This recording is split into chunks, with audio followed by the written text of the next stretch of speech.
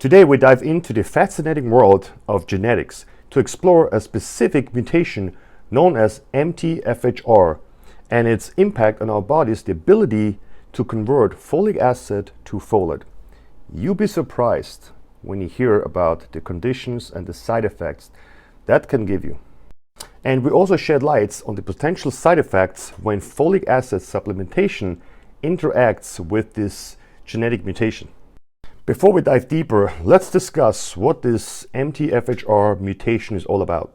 MTHFR stands for methylene tetrahydrofolate reductase, which is an enzyme that is crucial for the converting of folic acid to the natural form of folate. However, which is important to note, 44% of our population has this MTHFR mutation. It's also known as the motherfucker gene, for a good reason if you keep listening. And individuals with this mutation, they cannot convert folic acid to folate, which, by the way, is its natural usable form. And that's where a lot of those diseases and conditions become problematic. And for anybody that wants to look it up, two of the most well-studied mutations are C677T and A1298C. Just in case you want to look it up. It's not really important, for this video, but if you want to research it, check it out.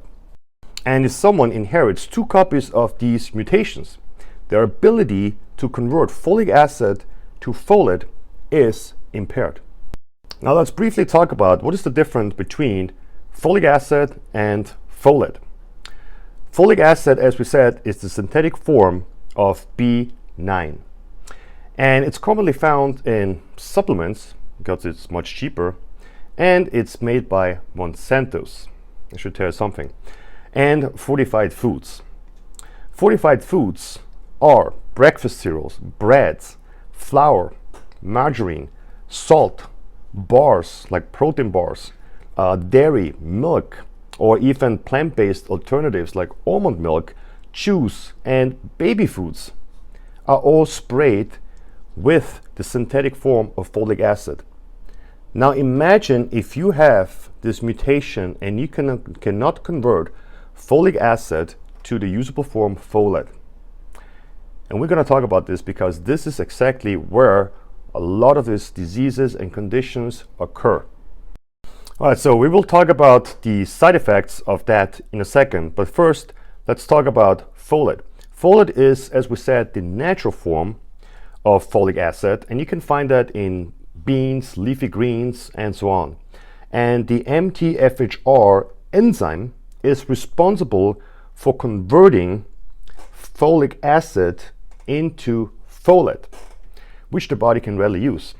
But as we said, individuals that have that MTHFR mutation face major challenges because they cannot convert folic acid to folate.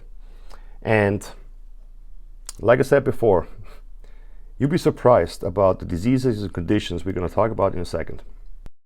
And if the body cannot convert folic acid to folate, it starts accumulating in the bloodstream, and it's leading to major health issues and nutrient deficiency, such as, check this out, high blood pressure, gut issues, poor sleep, especially if you cannot shut down your brain and it doesn't let you sleep or keeps waking you up and you cannot shut down and calm your mind.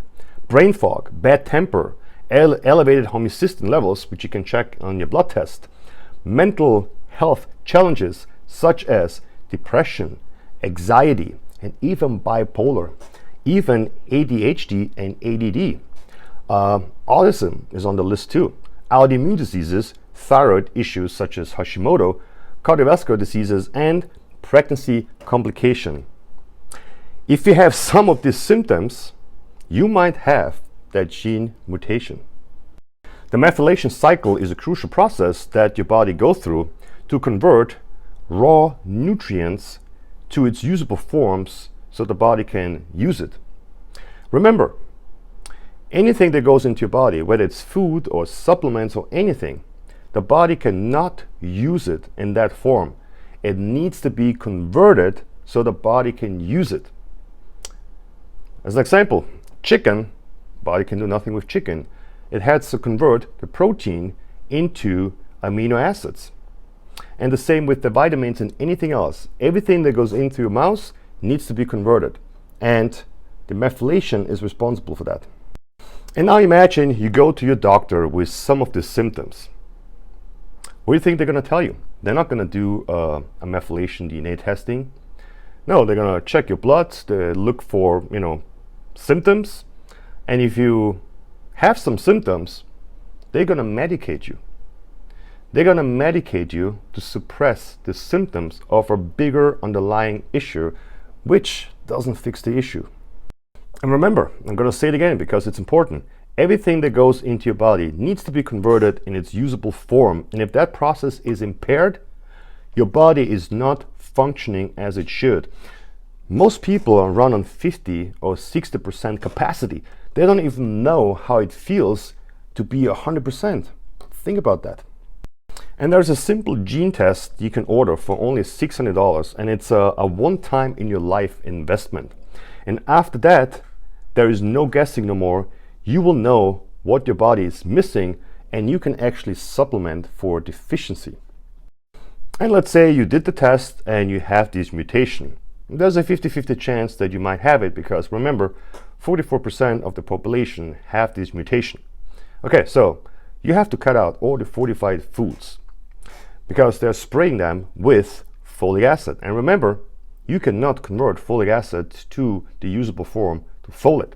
These methylated B vitamins are methylcobalamin, which is the methylated form of B12, peroxyl 5-phosphate, which is the methylated form of B6, and then of course methylfolate, which is the methylated form of B9.